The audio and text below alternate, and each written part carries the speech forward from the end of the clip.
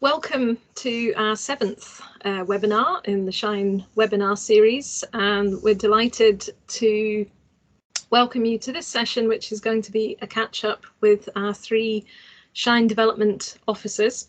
And so really pleased to introduce you to Kelly, Lynn and Fiona, who've been working with us with the Shine research team since August last year. It's been a wonderful opportunity to have three teachers working part-time beside us. So they've had one foot in the research unit, albeit remotely, and one foot still very firmly in their three separate schools. So it's been a wonderful point of reference for the research team to be able to have that really live interaction and very in-depth interaction with three schools around Scotland, but also a great opportunity for Shine to really get a bit more in-depth development into three different areas.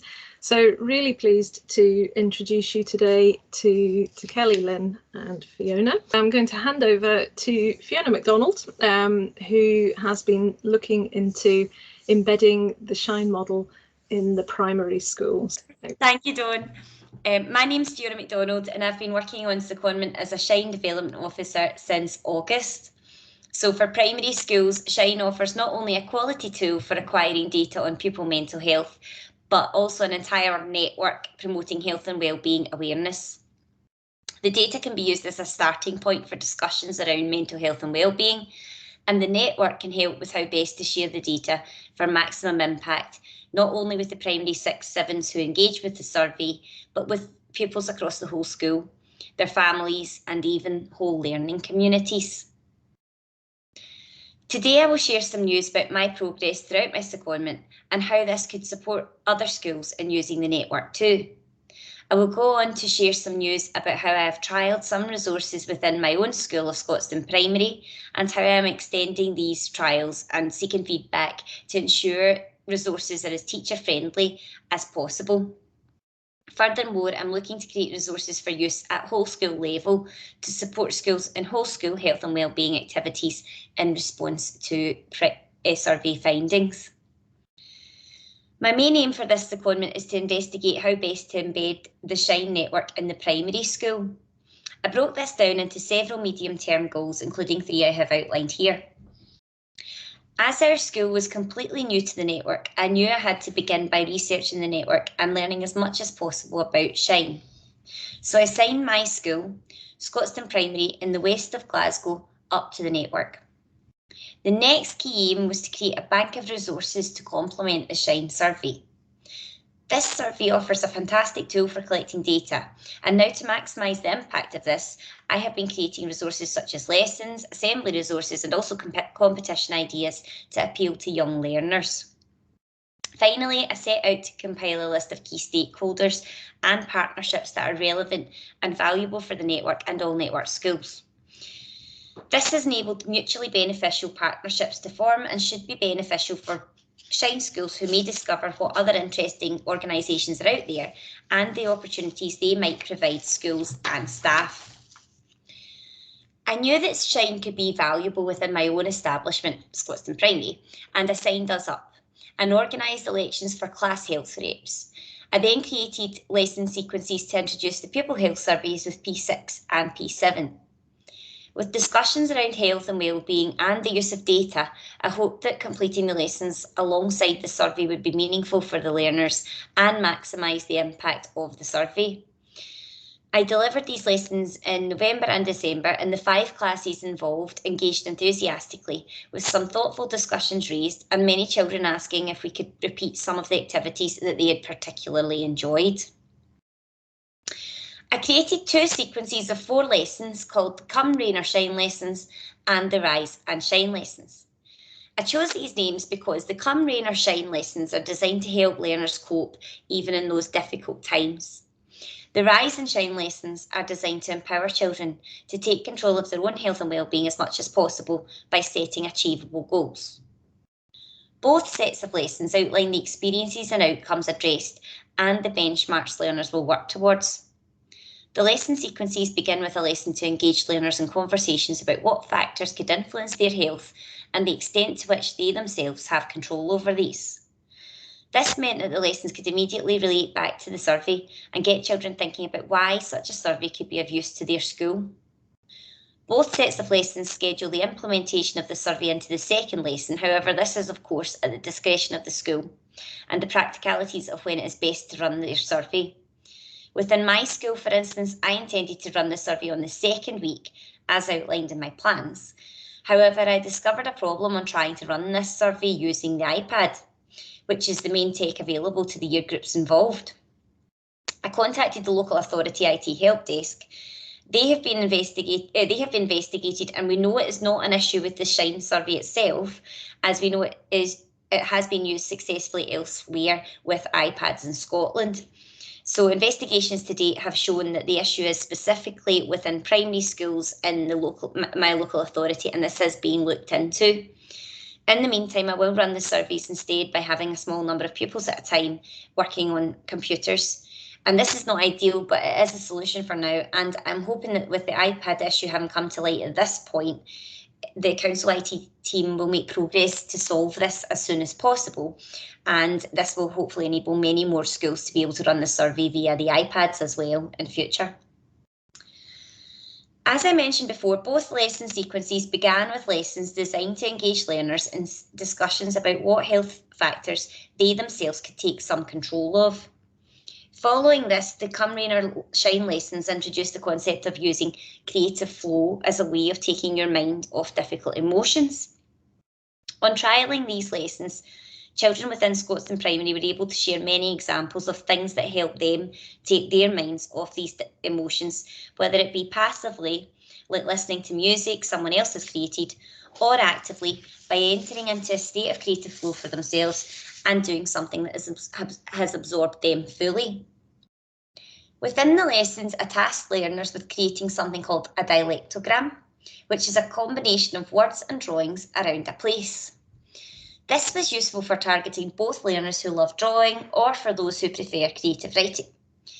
The dialectograms were quite light-hearted in tone and therefore gave children a chance to create drawings of where they had spent their lockdown in as much detail as they wished and with humour in their tone.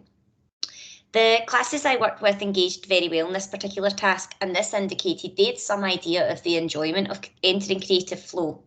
Subsequent activities revealed many children identify creative activities as pastimes that they would choose to help themselves feel better if they were ever feeling out of sorts.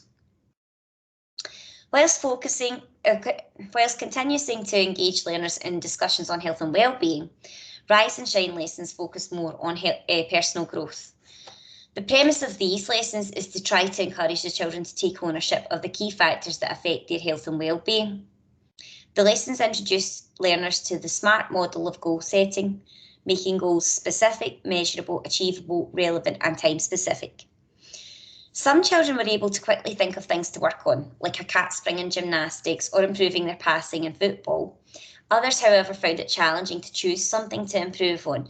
Therefore, when I edited these lessons, I included health goal options for learners to pick from. And I've made these lessons now for the older primary 7 learners instead of the P6 pupils.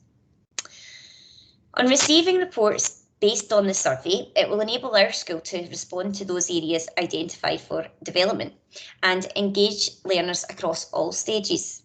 I continue to work on further resources to address the potential areas of development, such as resources to support schools in running assemblies on different topics, competitions, and suggested events or health promotion activities that schools could run to try to address their areas for development.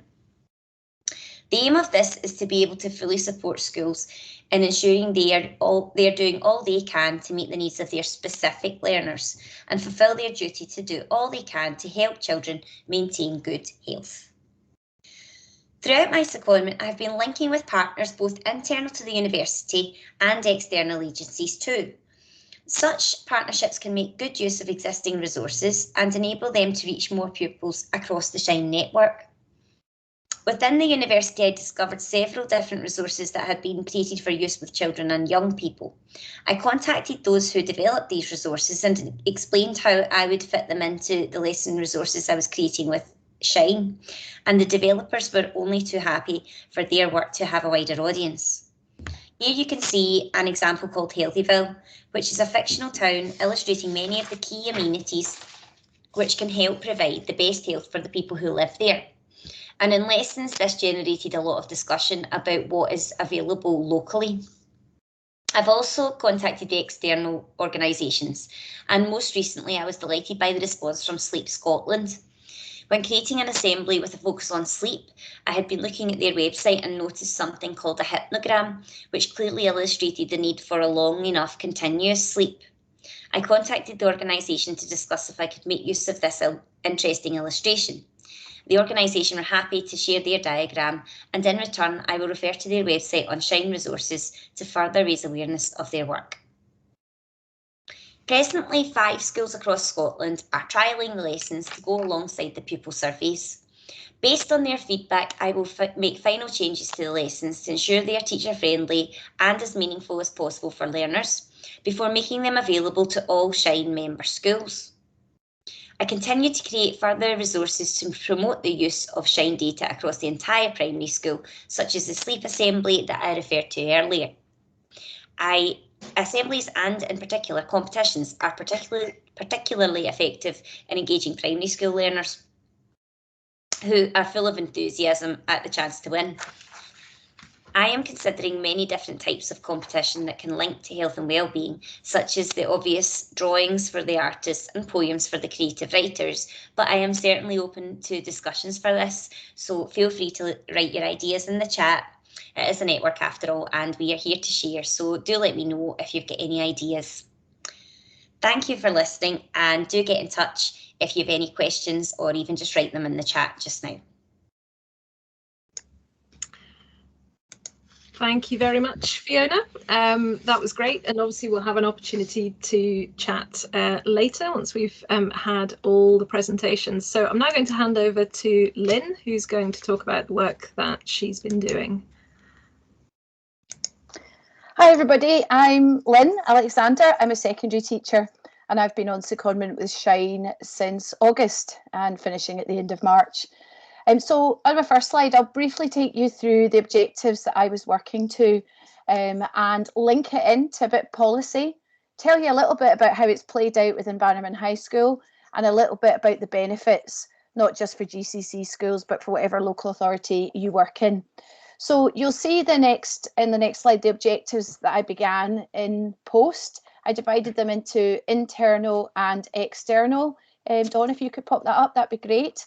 So obviously these are well underway, given that we are now in February, and the second bullet point has now been conducted, and I'll tell you a little bit more about what we found out from our data and how we're going to use it, which is where the final 3 bullet points on my internal objectives were. On the next slide, you'll see some of the external objectives, given that Shine is a network. So I wanted to learn from other schools, and there's a number of people from different authorities that I've been able to speak to and also to offer support to, particularly if they've run into some issues with their completion rate or with technology. And that's something, as you know, the GTC professional standards are looking for all teachers to do, to build partnerships and to learn from one another. On the next slide, you'll see how I've wanted to link my work to policy. And on screen just now, you will see the whole school approach framework for schools to support young people's mental health and well-being. I won't read them all out, but there are the bullet points that summarise what a whole school approach is. Perhaps we might think that Shine is about generating data from a survey, but I want to show today how much more than that it is. And in fact, working with Shine and bringing Shine into my own school has allowed us to meet every single one of these bullet points here. And that's something I think I'll be honest and say I didn't fully appreciate how much collegiate working creating an ethos where people are wanting to talk about the data and be involved in what we do with the report that we have now. On the next slide, you'll see the second policy document that I've referenced in my time with Shine, the National Improvement Framework, which we'll be really aware of. The first bullet point, however, is a new priority that was only inserted into the 2021 reappraisal of the National Improvement Framework. And so I read this in January, to place the human rights and needs of every child and young person at the centre of education. And Shine obviously allows that to do. In my own situation, we were seeking every single young person within a school of 1,009 to have a say in how they were feeling. I'd like to illustrate again how my involvement in Shine contributes to fulfilling the key drivers to improvement. And you'll see Shine appended there. Let me give you some examples of why I have matched the word shine against specific colours. I'm a visual learner, so I quite like this. So we received a turnout of 64% of our school roll. We got 637 responses.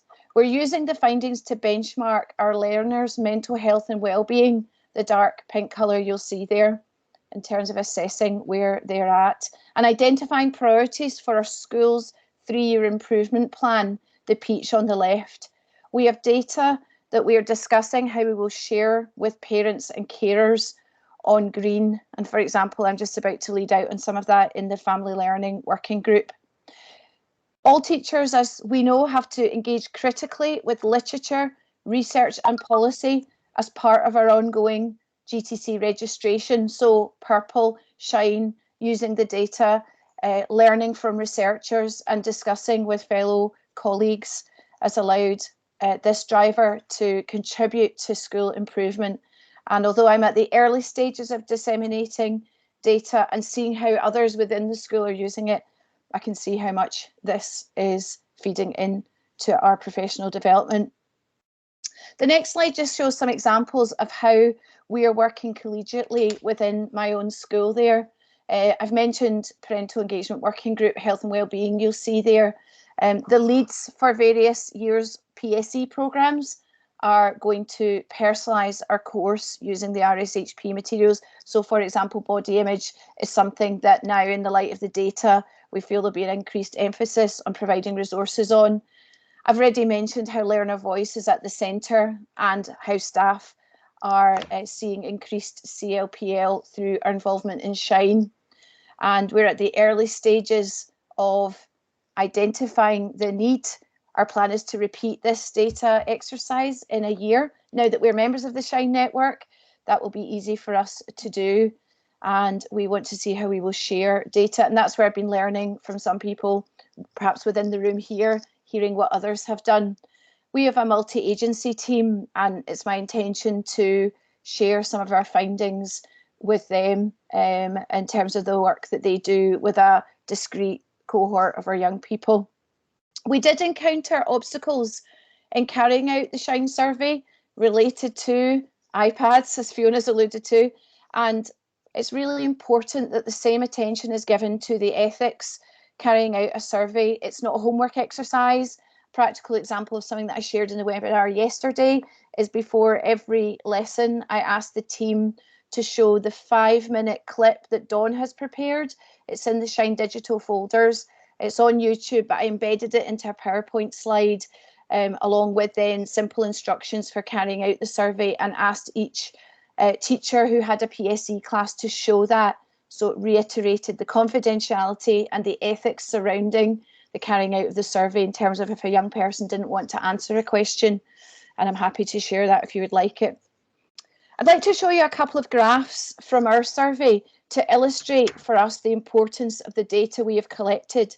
Now, I want to say that my head teacher is happy for me to share these, but may I ask that you don't screenshot them, that they're just something to look at and then not to keep. So there you'll see where a couple of year groups and where some gender issues stood out for us. This graph comes from the WHO 5 Wellbeing Scale, a 5-item scale which provides a measure of emotional functioning.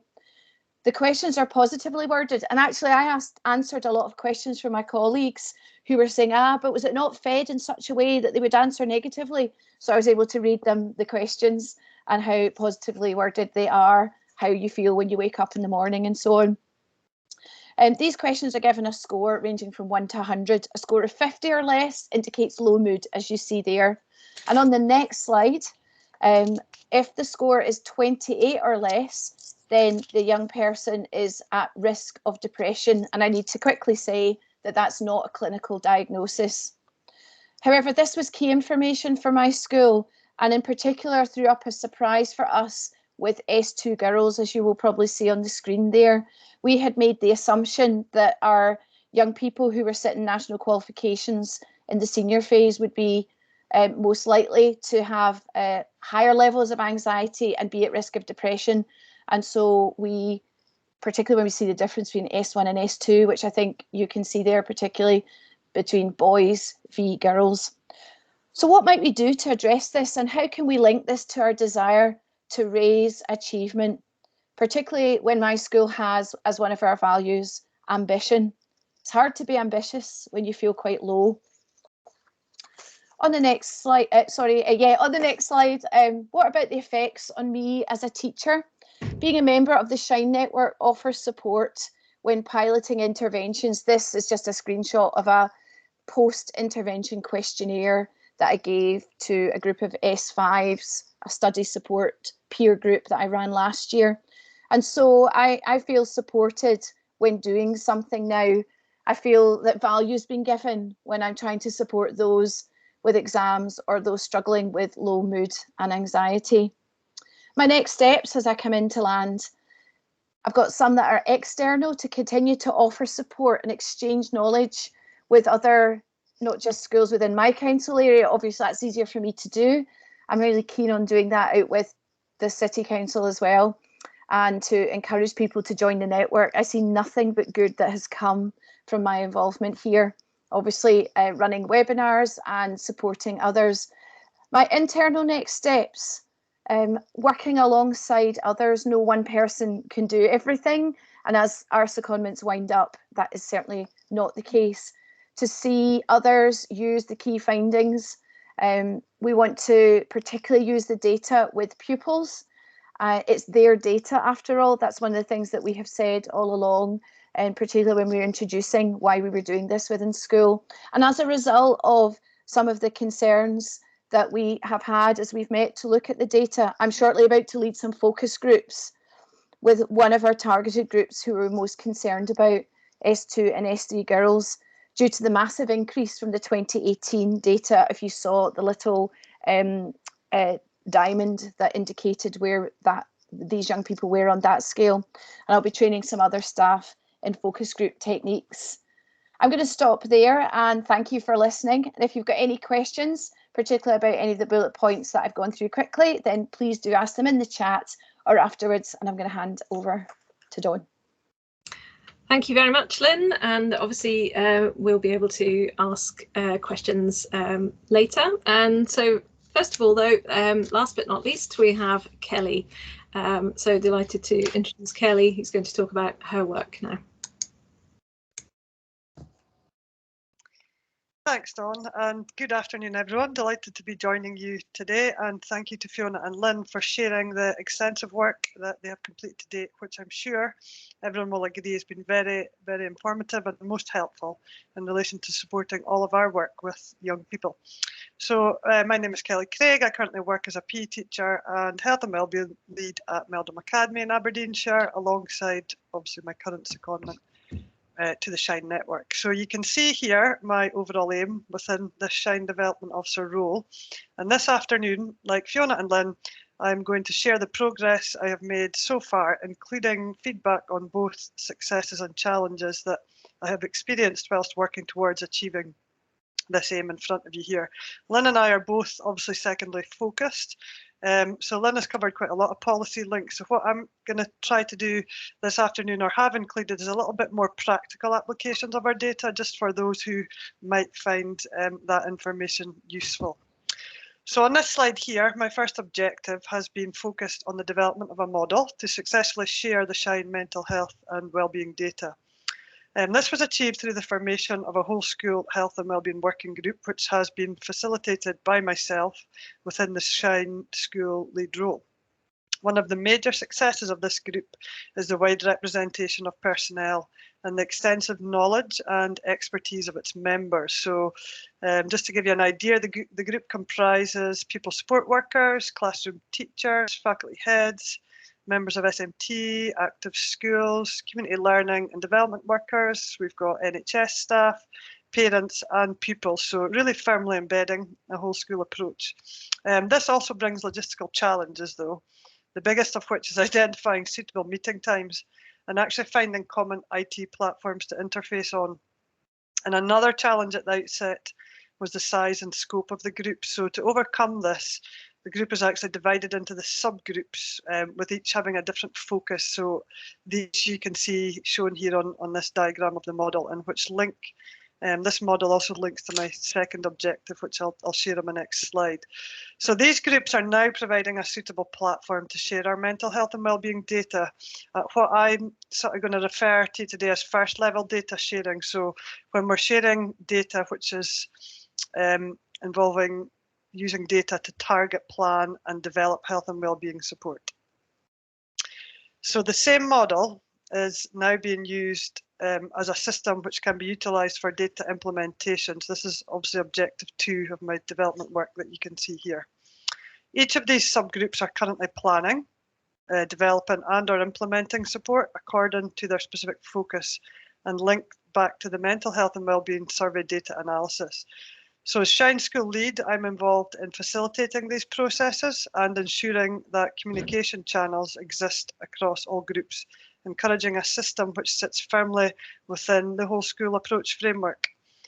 Much of the data implementation this far has involved supporting existing health and wellbeing curriculum content for both specific course year groups and whole school projects. So really much bringing a local and relevant data to these learning experiences and support provisions across our school community. Implementation of the data has obviously also generated the development of additional targets within our whole school health and wellbeing development plan, and these are going to be introduced in a timely manner as we move forward. There are early stages, and I'd be happy to continue to share these in collaboration with yourselves and other network members should there be interest in doing so. The success of this model this far has undoubtedly arisen from the enthusiasm and desire and dedication of those on these groups to really make a difference by collectively working towards our shared aim of supporting the health and wellbeing of all within our school community. And the allocation of time to the Shine lead role in supporting a platform for this collaboration has also been a major contributing factor to the success of establishing this model. So the main challenge in relation to data implementation with this model has undoubtedly been time constraints and the capacity of those enthusiastic and dedicated members that are on the group to implement targets that have arisen from data findings. So the solution to that has really been to seek to integrate findings into existing support, and therefore we're looking at enhancing our offer rather than trying to reinvent the wheel. But as the model becomes more embedded, the addition of new projects and support programs is obviously definitely going to become hugely important too, but we're obviously taking just small steps at a time. So to bring you to some practical examples, these are just a few areas where the data is being utilised and implemented by each of the subgroups, obviously that I've outlined in the model. The Scottish Government local authority parts of the model, they're formed together in one group. And I do apologise, this slide's a bit wordy, but I thought it might be quite useful to share some of these today just to try to exemplify how our model is working in operation that bit further. So members of the people focused subgroup, they're using mental health and wellbeing data to provide relevance to class materials and inform the development of our S1 health and wellbeing course. Our peer mental health support programme is being expanded in relation to data findings and making links with our local authority Young Leaders of Learning programme. And the potential for being involved in the collection of further and more focused health and wellbeing data linked to our initial survey results is being explored. So that's really springboarding from our first results and digging a little bit deeper into certain areas that have come up in our data. The staff focused group, they are using the people mental health and wellbeing data to raise awareness of support needs amongst our young people in order to inform practice and really looking at providing relevance to staff during health and wellbeing responsibility of all CLPL events. This has been achieved by sharing data themes at whole staff meetings and via Teams channels, as well as signposting relevant training events and introducing a platform for collaborating and share best practice linked to the provision of health and wellbeing support. Highlighting our people mental health and wellbeing support requirements through this data sharing has really served to further raise awareness of the need to support staff wellbeing across our school community. And this has led to the development of our staff wellbeing offer, with a weekly programme of staff wellbeing events now incorporating a range of self-care activities and opportunities for staff to provide peer health and wellbeing support, as well as enhanced signposting to online resources.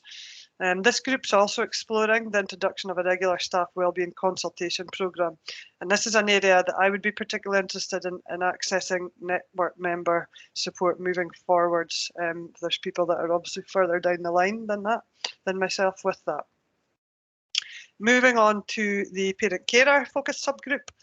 Within our model, participants within this group have utilised the pupil mental health and wellbeing data to inform their planning and provision of parent carer support events in the form of information evenings, family learning workshops, and also some more informal drop-in cafe sessions, which will be provided by parent council members. These plans have been further supported by conducting a survey investigating parent carer needs in relation to supporting both themselves and their young people. And the first of these events are scheduled for term 4 of this school session. Successes within this area so far has really been the increased collaboration with our community learning and development team in relation to providing these events and information sessions and workshops, and also the sort of increased collaboration with the parent body. And I'm sure there will also be, as well as the successes that we're outlining there, many challenges ahead too.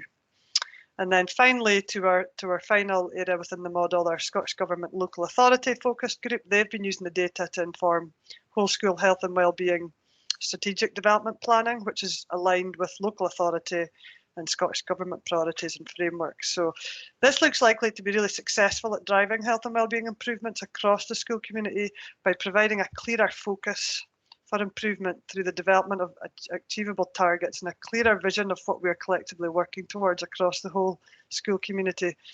And enhanced links and partnerships working both locally and nationally is proving to be a really successful outcome of this model. It's my role within the Shine lead, and I know that obviously Lynn and Fiona have both talked a little bit as well about obviously, you know, how good it's been to obviously be able to use the network to connect with others. Looking to obviously work towards the same goals and targets and improvements. So some of these examples that are here, including sharing data, what I refer to as second level data sharing. So these practical applications here of our data is where data is shared with target groups to actually provide support and enhanced learning experiences. So for example, within our S1 Health and Wellbeing class materials, we're sharing some of our data, setting the scene for staff training, as I'd mentioned, and obviously we're looking to be doing that as well during planned parent carer support events. So hopefully you can really see how our data is permeating really through everything that we are doing around the provision of health and wellbeing support. And obviously tying back to some of the information that Lynn has shared, you can hopefully also see within these examples how all 8 principles of the whole school approach are included in the application of our data. Successes to date with these examples, for some of them have been in the form of positive feedback from our learners, where we've been sharing and focusing use of data with our learners. And the relevance of the data really serving to reassure, so providing the concept of it's actually not just me, and the potential contributions that this may make to reducing mental health stigma and support seeking. And then moving on to the last of my objectives that I plan to share with you today, which is focused on developing successful engagement with Shine across authority secondary schools. So within this objective, I have connected with colleagues identified as having a whole school health and wellbeing remit across our local authority secondary schools, and initiated discussions about Shine at varying levels depending upon each school's prior level of engagement with the network. A Shine Aberdeenshire team has been set up to provide an initial platform for collaboration and offer an additional support provision with regards collection and implementation of survey data for those schools who have expressed an interest in doing so. I have to say that communications have been fairly quiet this far, with finding mutual times to meet providing a real challenge. Though I am at quite an early stage with this objective, and obviously it is in my plans to follow up in the next few weeks, but it's also coincided, the timing of this has also coincided with an extremely busy time of year for secondary schools. That said, there has been 2 schools just been in touch recently to say that they've been recently appointed, introducing appointed members of staff to a new lead health and wellbeing role within their school. So I'm looking forward to partnership working with colleagues within these positions, and I do actually really feel that and hope that these type of appointments may start to provide solutions to our time issues. So if we've got people in schools with this specific remit freed up a little bit more from class teaching, might obviously be some of the solutions towards the time issues that I'm mentioning here. And then beyond the scope of this objective is obviously I started out with an objective to look at secondary, Shine engagement across secondary schools, but I'm also currently exploring the possibility of introducing a Shine project as part of our transition programme with our cluster primary schools. So this could also have the potential to contribute effectively to the development of the Shine engagement across our local authority. And then alongside this, we are communicating our plans at a strategic level within the authority. So it's really allowing us to access support from our quality improvement, health improvement and strategic development officers, as well as aiming to align with the authority vision for supporting health and wellbeing needs. So just finally, I've provided my contact details and encourage you to please do get in touch if you'd like to find out any more information on the work that have been undertaken. And as I said already, I would also love to hear from you if you're able to provide support around any of the developments that I have mentioned today. And obviously we do now have time for a Q&A session as well, so we can obviously address some of the questions here before we finish up at 5 o'clock. Thank you. Thank you very much to all 3 of you. That was fantastic just to have that overview and all with a slightly different perspective.